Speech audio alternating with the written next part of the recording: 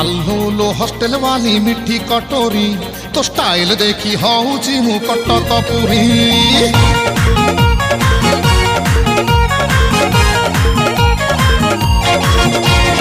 आल्लू लो hostel वाली मिठी कटोरी तो स्टाइल देखी हूँ मु कटक पुरी तू चिपुड़ा छेना मोर दिलटा दीवाना अरे मन कहने भी तते गुड़ाई जरी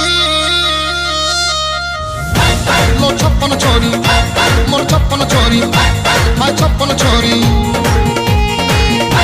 लो छप्पन छोरी मोर छप्पन छोरी हाय छप्पन छोरी